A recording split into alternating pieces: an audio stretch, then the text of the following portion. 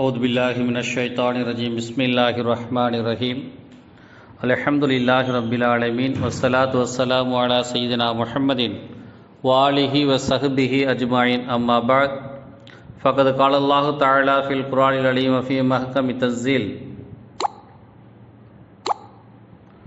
قالوا سمعنا فتى يذكرهم يقال له إبراهيم اللهم صل على سيدنا محمد شمس الأنبياء بدر المرسلين وكتب الأولياء وافتخار المتقين تاج الأمة شفيع المذنبين شفيعي يوم القيامة الله يا هادي.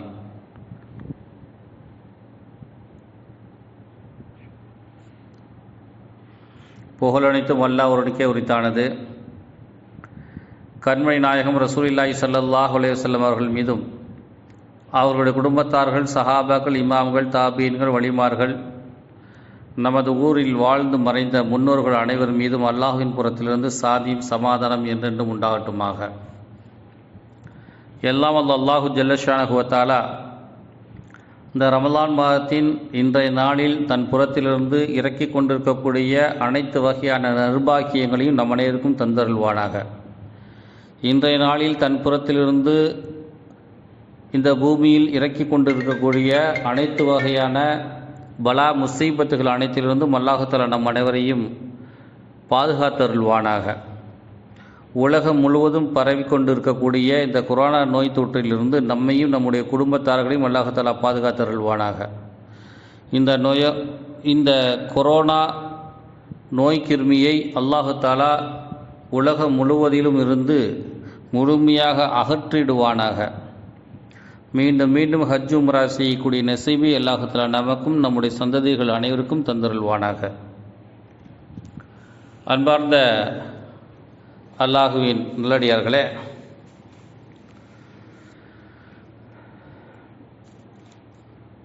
ஆய்வாளர்கள், பெரும் பெரும் அறிஞர்கள் எல்லாம் இளமை பருவத்தை பற்றி பல்வேறு நல்ல பல கருத்துக்களை நமக்கு சொல்லி தந்திருக்கிறார்கள். ஒரு நாட்டில் எந்த வளமும் இல்லை அப்படின்னா கூட அந்த நாட்டில் இளைஞர்கள் இருந்தால் போதும், அந்த நாடு வளம் பெற்றுவிடும் என்று சொல்லுவார்கள். மண் வளம் கிடையாது, நீர் வளம் கிடையாது, அந்த நாட்டில் போதுமான வேறு எந்த ஆதாரங்களும் கிடையாது என்று சொன்னாலும் கூட இளைஞர்கள் ஒரு நாட்டில் இருந்தால் அந்த நாட்டை மிகப்பெரிய அளவில் முன்னேற்றத்துக்கு கொண்டு வந்துவிட முடியும் என்று ஒரு வரலாறு நமக்கு சொல்லி காட்டுகிறது. ஒரு உதாரணமாக சொல்லணும்னாக்க, ஜப்பான் இருக்குது. இந்த ஜப்பான் மீது ஹிரோஷிமா நாகசாகியில் அமெரிக்கா இராணுவம் அணுகுண்டுகளை போட்டபோது அந்த நாட்டினுடைய மண் முழுவதும் நாசமாகிவிட்டது. அந்த மண் எந்த பயனும் இல்லாமல் போய்விட்டது. அந்த பூமியில் எதுவுமே புற்பூண்டுகளே முளைக்காது என்கிற நிலை உருவானது.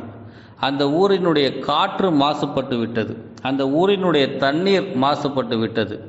அந்த ஊரினுடைய ஜப்பானினுடைய மிகப்பெரிய நிலப்பரப்பு நாசமாகிவிட்டது.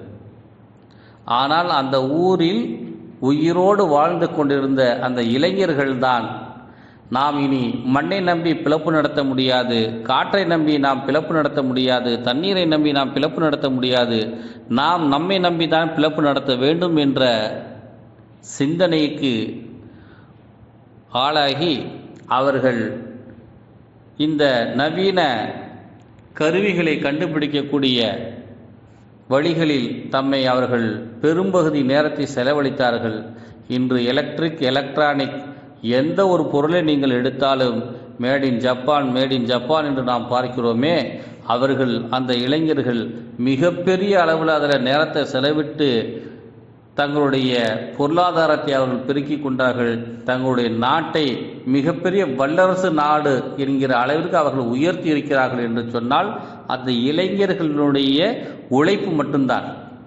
அங்கே அவர்களுக்கு எந்த வளமுமே இல்லை, அவங்களுடைய உழைப்பு மட்டும்தான், அந்த இளைஞருடைய உழைப்பு மட்டும்தான் இவ்வளோ பெரிய மூலதனமாக இன்று உலகத்தையே சவால் விடும் அளவிற்கு வளர்ந்து நிற்கிறது என்பதை நாம் புரிந்து கொள்ள வேண்டும். அதனால் இளமை பருவங்கிறது ஒரு அற்புதமான ஒரு பருவம்.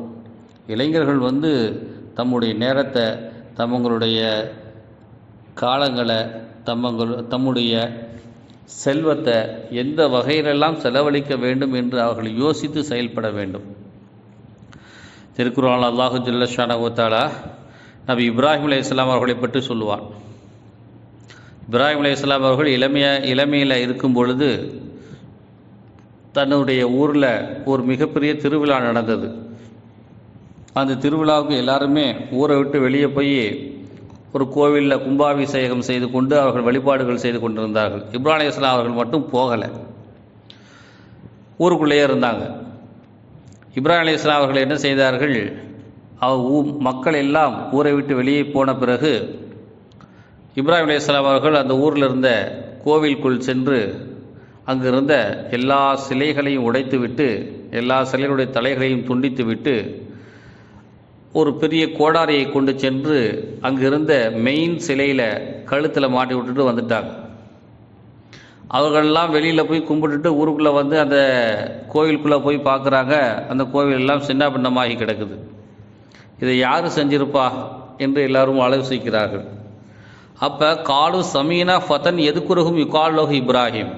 அப்போ அங்கே இருக்கிறவர்களில் ஒருத்தர் சொல்கிறாரு, எனக்கு இப்ராஹிம்னு ஒரு மனிதருடைய பெயர் எனக்கு நினைவுக்கு வருது, அவரை பற்றி நாங்கள் பலவாறாக கேள்விப்பட்டிருக்கிறோம், அவரை வேண்டுமானால் அழைத்து விசாரிங்களேன் அப்படின்னு அவர் சொன்னார். அப்போ இப்ராஹிம் அலைஹிஸ்ஸலாம் அவர்களை கூப்பிட்டு விசாரித்தாங்க. எனக்கு இதுக்கு எந்த சம்மந்தமும் இல்லை அப்படின்ட்டார் அவர். எனக்கு என்னமோ சந்தேகமாக இருக்குது, அந்த பெரிய சிலை தான் தன்னுடைய கழுத்தில் கோடாரியை மாட்டிக்கொண்டு கம்பீரமாக நிற்குது, இதுதான் அநேகமாக எல்லா சிலைகளையும் உடைத்திருக்குமோ என்று நான் அஞ்சுகிறேன் அப்படின்னு அவர் சொன்னார்.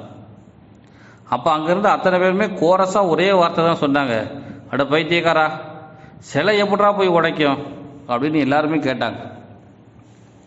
அப்போ தான் இப்ராஹிம் அலைஹிஸ்ஸலாம் அவர்கள் சொன்னார்கள், சிலை உடைக்காது என்றால் சிலை உங்களுக்கு எப்படி சோறு போடும், சிலை எப்படி உங்களுக்கு ஆரோக்கியத்தை கொடுக்கும், சிலை எப்படி உங்களுக்கு செல்வத்தை கொடுக்கும், சிலை இடத்தில் நீங்கள் கேட்டால் அது எப்படி நீங்கள் கேட்பதை செவிமடுக்கும் என்றெல்லாம் இப்ராஹிம் அலைஹிஸ்ஸலாம் அவங்க பிரச்சாரம் செய்தார்கள். அப்போ தான் அவர்களுக்கு புத்தியே வந்ததாக வரலாறு நமக்கு சொல்லி காட்டுகிறது. அந்த இளமை பருவங்கிறது பார்த்துக்கலாம், நாம் ஹக்கில் இருக்கிறோம், எதற்கும் நாம் பயப்படக்கூடாது, அஞ்சக்கூடாது என்கிற உந்துதல் இளமை பருவத்தில் தான் ஏற்படும். அப்படிப்பட்ட இளமை பருவத்தில் தான் இப்ராஹிம் அலைஹிஸ்ஸலாம் அவர்கள் மிக பெரும் புரட்சியை அந்த சமூகத்தாரிடையே ஏற்படுத்தினார்கள் என்பது வரலாறு. அதே போல் அல்லாஹு ஜல்ல ஷானஹு தஆலா திருக்குர்ஆனிலே மற்றொரு வரலாறையும் சொல்லுவான். அஸ்ஹாபுல் கஹ்ஃப், குகைவாசிகள், அவர்களை பற்றி அல்லாஹு தஆலா சொல்லும்போது, நஹ்னு நகுஸ்ஸு அலைக்க நபவும் பில் ஹக், உங்களிடத்தில் நான் அஸ்ஹாபுல் கஹ்ஃப், குகைவாசிகள் சம்பந்தமான உண்மையான ஒரு வரலாறை நான் எடுத்துச் சொல்லுகிறேன். இன்னஹும் ஃபித்யத்துன், அவர்கள் சில இளைஞர்கள், ஆமனு பிரப்பிஹிம், தமது இறைவனை நம்பிக்கை கொண்டவர்கள் அவர்கள், வஸித்னாஹும் ஹுதா, அவர்களுக்கு நாம் நேர்வழியையும் நம்பிக்கையும் நாம் அதிகப்படுத்தியிருக்கிறோம் என்று அல்லாஹு ஜல்ல ஷானஹு தஆலா 18வது அத்தியாயத்தில் 13வது வசனத்தில் சொல்லி காட்டுகின்றான். இந்த குகைவாசிகள் சில இளைஞர்கள் தம்முடைய ஈமானையும் தாம் இறைநெறி பிரகாரம் வாழ வேண்டும் என்கிற நோக்கத்தில் தம்முடைய அரசு இவர்களுக்கு எதிராக செயல்படுகிறது என்கிற காரணத்தினால் தமது சொந்த ஊரை விட்டு ஹிஜ்ரத் செய்து வெளியே வந்து விட்டார்கள். அவர்கள் 313 வருடங்கள் ஒரு குகையிலே தங்கியிருந்தார்கள். பிறகு அவர்களுக்கு அல்லாஹ் தஆலா உயிரை கொடுத்து அவர்கள் ஒரு சில நாட்கள் வாழ்ந்த பிறகு அவர்கள் அதே குகையில் இறந்து போய்விட்டதாக சூரத்துல் கஹ்ஃபில் அல்லாஹ் தஆலா இந்த வரலாறை நமக்கு சொல்லி காட்டுகின்றான்.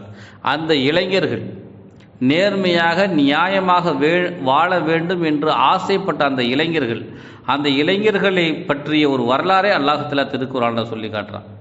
ஏன்னா நேர்மையாக வாழ்ந்திருக்கிறாங்க, அல்லாஹ்வுக்காக வேண்டி தன்னை அர்ப்பணித்து கொண்டு வாழ்ந்திருக்கிறாங்க. அந்த அர்ப்பணிப்பு அல்லாஹ்வுக்கு பிடிச்சி போச்சு. அதனால தான் அல்லாஹ் தஆலா அவங்களுடைய வரலாறை திருக்குர்ஆனில் கொண்டு வந்திருக்கிறான். அதுவும் ஏறத்தாழ ஒரு 300 எத்தனையோ வசனங்கள், அதில் நூற்றுக்கணக்கான வசனங்களில் அல்லாஹ் தஆலா அவர்களை பற்றி பேசுகிறான்னாக்க அந்த இளமைக்கு அவர்கள் கொடுத்த மரியாதையை அல்லாஹ் தஆலா மரியாதையோடு ஏற்றுக்கொண்டான் என்று பொருளாகும். அதனால் நமக்கும் அல்லாஹ் அந்த இளமையை கொடுத்துருக்கிறான். அது சரியான வழியில் நாம் செலவழிக்க கடமைப்பட்டிருக்கிறோம். யூசுப் அலைஹிஸ்ஸலாம் அவர்கள் இளமையில் உணவுத்துறை அமைச்சராக பொறுப்பேற்றார்கள். மிகப்பெரிய அளவில் அந்த காரியத்தை சிறப்பாக செய்து முடித்ததாக திருக்குர்ஆன் நமக்கு பேசுது. சூரத்து யூசுஃப்னே ஒரு சூரா, அதுலேயும் அல்லாஹ் நகுனு நக்குஸ்து என்று தான் அல்லாஹ் சொல்லுவான். அழகிய வரலாறை நாம் உமக்கு சொல்லுகிறோம் என்று அல்லாஹ் சொல்லி ஆரம்பிப்பான், குகைவாசியுடைய வரலாறு போலவே. அதனால் இந்த இளைஞர்களுடைய இந்த 2 இளைஞர்களுடைய வரலாறும் திருக்குர்ஆனில் பல வசனங்களால் பேசப்பட்டிருக்குது. அல்லாஹ் தஆலா அவர்களை மதித்து திருக்குர்ஆனில் பேசியிருக்கிறான். அதனால் மதிப்பு மிக்க வாழ்க்கையை இளமை பருவத்தில் ஒரு மனிதன் வாழ்வானேயானால் அல்லாஹ் தஆலா அவனை மறுமையில் மிக மதிப்போடு நடத்துவான் என்பதற்கு இதுவெல்லாம் ஒரு சான்றாக இருக்கிறது என்பதை நாம் புரிந்து கொள்ள வேண்டும். நபிகள் நாயகம் ரசூலுல்லாஹி ஸல்லல்லாஹு அலைஹி வஸல்லம் அவர்கள் சொல்லக்கூடிய ஒரு ஹதீஸு முஸ்னத் அஹ்மதில் பதிவு செய்யப்பட்டிருக்குது.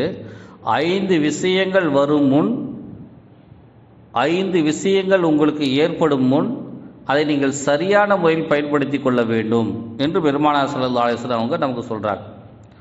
முதுமை வருவதற்கு முன்னால் இளமை, இந்த இளமையை சரியான முறையில் பயன்படுத்தி கொள்ள வேண்டும். நோய் வருவதற்கு முன்னால் ஆரோக்கியம், இப்போ நம்ம ஆரோக்கியமாக இருக்கிறோம், இந்த ஆரோக்கியமாக இருக்கக்கூடிய இந்த காலத்தை நாம் சரியான வழிகளில் செலவழிக்க வேண்டும். வேலைகளும் பொறுப்புகளும் வருவதற்கு முன் நாம் ஓய்வில் இருக்கிறோம், இந்த ஓய்வை மிக சரியான முறையில் பயன்படுத்தி கொள்ள வேண்டும். இப்போ பாருங்கள், இந்த கொரோனா எல்லாருமே 2 மாதம் 2.5 மாதம் வீட்டுக்குள்ளே தான் இருந்திருக்கிறோம்.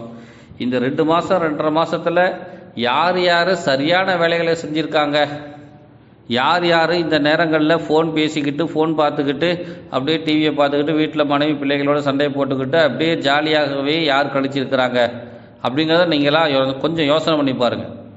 இந்த ஓய்வு நேரத்தில் அல்ஹம்துலில்லாஹ் நானும் ஒரு சரியான ஒரு வேலையை செஞ்சுருக்கேன். ஒரு புத்தகத்தை எழுதி முடிச்சிட்டேன், ஒரு 350 பக்கங்களுக்கு. அல்லாஹ் தஆலா அந்த அறிவையும் அந்த நேரத்தையும் அவன் தான் எனக்கு ஒதுக்கி கொடுத்துருக்குறான். அதனால் அந்த மாதிரி ஒரு வேலையை நான் செய்திருக்கிறேன். அதனால் வேலைகளும் பொறுப்புகளும் வருவதற்கு முன்னால் கிடைக்கக்கூடிய இந்த ஓய்வை நீங்கள் சரியான வழியில் பயன்படுத்தி கொள்ள வேண்டும்.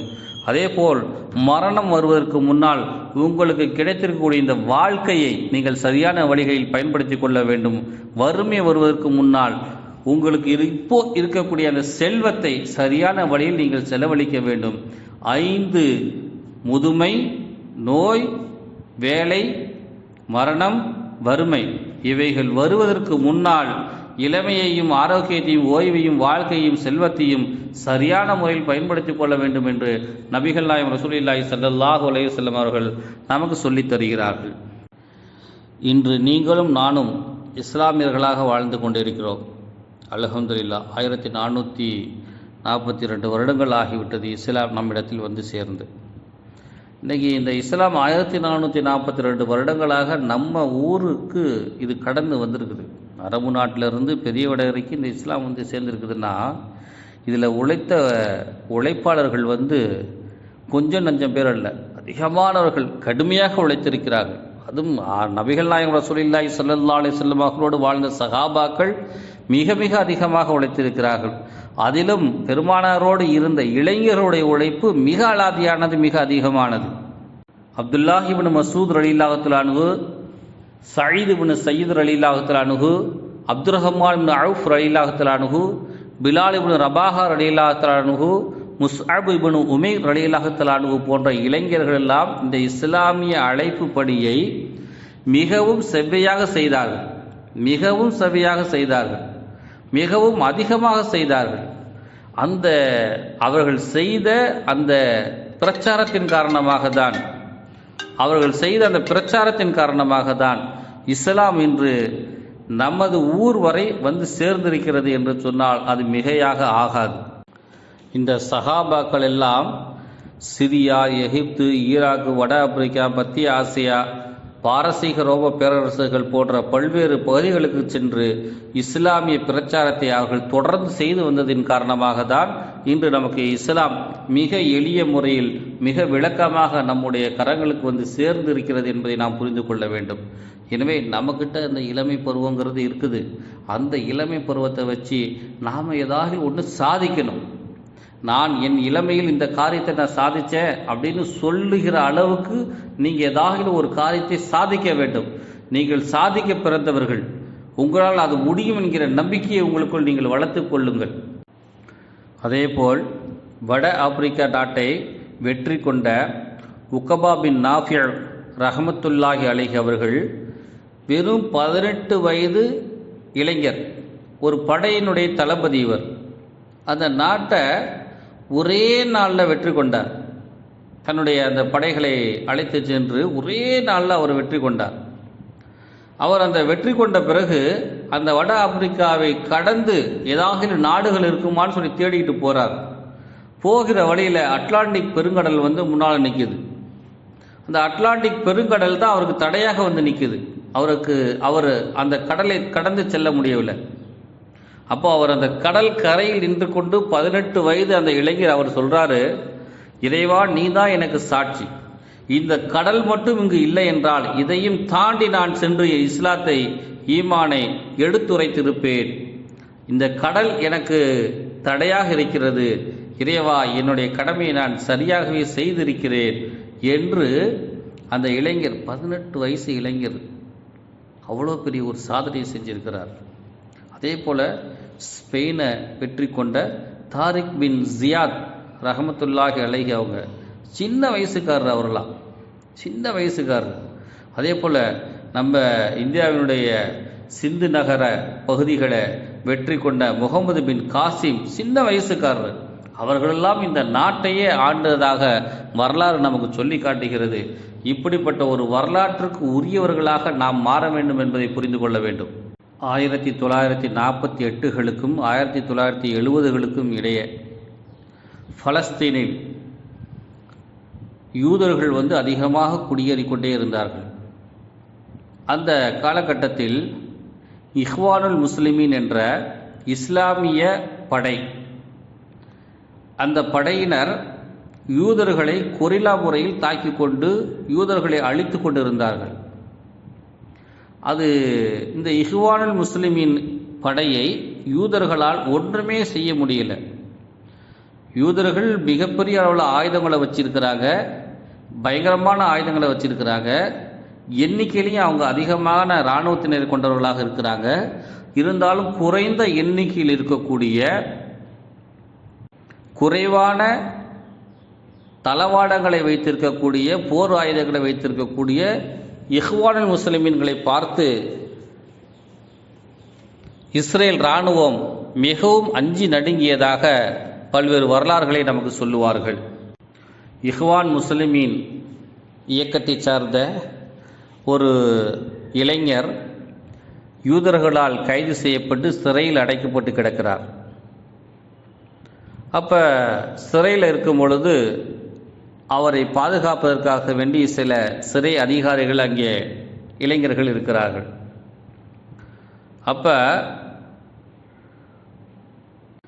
அப்பொழுது அந்த இஸ்லாமிய இளைஞரோடு ஒரு யூதர் பேசி கொண்டிருக்கிறார். ஜெயில் கைதியோடு ஒரு யூத சிப்பாய் பேசி கொண்டிருக்கிறார்.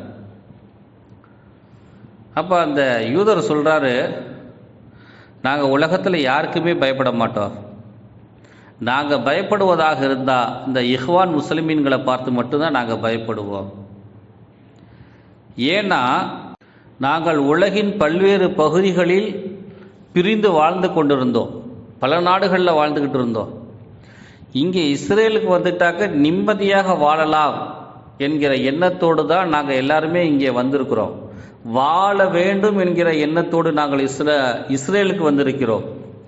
ஆனால் இங்கு பலஸ்தீனில் பல இஸ்லாமியர்கள் பல்வேறு நாடுகளிலிருந்து வந்திருக்கிறார்கள். இஸ்ரேலியரை எதிர்த்து போரிடுவதற்காக வேண்டி வந்திருக்கிறாங்க. அதாவது அவர்களெல்லாம் ஜிஹாது செஞ்சு இறந்து போக வேண்டும் என்பதற்காக வேண்டி அவர்கள் வந்திருக்கிறாங்க. நாங்கள் வாழ வேண்டும் என்று வந்திருக்கிறோம், அவங்க இறக்க வேண்டும் என்று வந்திருக்கிறாங்க. இப்படி எதிரும் புதிரமான இரண்டு நோக்கங்களை கொண்டு இருக்கக்கூடிய இந்த இராணுவத்தினருக்கு மத்தியில் எங்களுடைய வாழ்க்கை மிகவும் சின்ன பின்னமாக ஆகி கொண்டிருக்கிறது. நாங்கள் இஹ்வான் முஸ்லிமின் சகோதரர்களை பார்த்துதான் நாங்கள் அஞ்சி கொண்டிருக்கிறோம் என்பதாக அந்த யூத போலீஸ்காரரு அந்த இளைஞரிடத்துல சொன்னதாக ஒரு வரலாறு ஒன்றும் பதிவு செய்யப்பட்டிருக்குது. எனவே இளைஞர்களாக இருக்கக்கூடிய நாம் மிக உன்னதமான உயரிய வாழ்க்கையை நாம் வாழ வேண்டும். நம்முடைய குடும்பத்தினரோடு, நம்முடைய உற்றார் உறவினர்களோடு சிறந்த ஒரு வாழ்க்கையை வாழ வேண்டும் என்றால் நம்முடைய இளமை பருவத்தை எப்படி நாம் அமைத்து கொள்ள வேண்டும், எப்படி சிறப்பாக இருந்தால் எதிர்காலத்தில் சிறப்பாக வாழ முடியும் என்பதை நாம் யோசித்து ஒரு வழியை நாம் உருவாக்கி கொள்ள வேண்டும், அல்லது நம்முடைய பிள்ளைகளுக்கு உருவாக்கி தர வேண்டும். தந்தைகளாக இருக்கக்கூடிய, அண்ணன்களாக இருக்கக்கூடிய, பெரியப்பாவாக இருக்கக்கூடிய நீங்கள் உங்களுடைய இளைஞர்களுக்கு நல்ல வழியை காட்ட வேண்டும். குடும்ப ரீதியாக நல்ல வழியை காட்டணும், கல்வி ரீதியாக நல்ல வழியை காட்டணும், ஒழுக்க ரீதியான நல்ல வழிகளை காட்டணும். இன்றைக்கி பார்த்தோம்னாக்க சமூக ஊடகங்கள் இளைஞர்களை சீரழித்து கொண்டிருக்கிறது. அந்த ஊடகங்களிலிருந்து எல்லாம் வெளியே ஒரு நல்ல வாழ்க்கையை எப்படி வாழ வேண்டும் என்று நம்ம வீட்டில் இருக்கக்கூடிய பெரியவர்கள் தான் சிறந்த வழிமுறைகளை உருவாக்கி தர வேண்டும், அவர்களுக்கு காட்டி தர வேண்டும். எனவே நமது வீடுகளில் இருக்கக்கூடிய பெரியவர்கள், முதியவர்கள் தங்களுடைய வீட்டிலே இருக்கக்கூடிய இளைஞர்களுக்கு இழதாதுல் ஃபிக்ர் நல்ல சிந்தனைகளை உருவாக்க வேண்டும், இழதாது நஃப்ஸ் நல்ல எண்ணங்களை உருவாக்கி தர வேண்டும், இழதாதுல் ஹுல்க் நல்ல ஒழுக்கத்தை கற்பித்து தர வேண்டும். இப்படி சொல்லி கொடுப்பதன் மூலமாக மட்டுமே சிறந்த சமுதாயத்தை உருவாக்க முடியும் என்பதை நாம் புரிந்து கொள்ள வேண்டும். அல்லாமா இக்பால் பெருங்கவிஞர் இக்பால் ரஹமத்துல்லாஹி அலைஹி அவர்கள் சொல்வார்கள், நட்சத்திரத்தை நோக்கி தனது கேள்வியை தொடுக்கும் இளைஞனை நான் நேசிக்கிறேன். இறைவா, முஸ்லிம் இளைஞர்களுக்கு எனது அதிகாலை புலம்பல் போன்ற உணர்ச்சியை நீ வழங்குவாயாக. பூமியில் உள்ள அந்த ராஜாளிக்கு வானின் உச்சியை நோக்கி பறக்கும் இறக்கைகளை மீண்டும் வழங்குவாயாக என்று இளைஞர்களை பார்த்து அல்லாமா இக்பால் ரஹமத்துல்லாஹி அலைஹி அவர்கள் பாடுவார்கள். அதுபோல இளைஞர்கள் ராஜாளிகளாக மாறி வானளவு உயர்ந்து சிறந்த வாழ்க்கையை வாழ்வதற்கு அல்லாஹு தாலா இந்த ரமலானும் இந்த ரமலானில் நாம் செய்த அமல்களும் காரணமாக அமைய எல்லாம் உள்ள இறைவனிடம் பிரார்த்தனை செய்கிறேன். அல்லாஹு ஜல்லஷானஹு தஆலா நம் ஊர் இளைஞர்களை, நமது வீட்டு இளைஞர்களை சிறப்பாக எதிர்காலத்தில் எல்லா மக்களுக்கும் பயன்மிக்கவர்களாக அல்லாஹு தஆலா வாழச் செய்வானாக. ஆமீன். வாஹிது அல்ஹம்துலில்லாஹி ரப்பில் ஆலமீன். அஸ்ஸலாமு அலைக்கும் வரஹ்மத்துல்லாஹி வபரகாத்துஹு.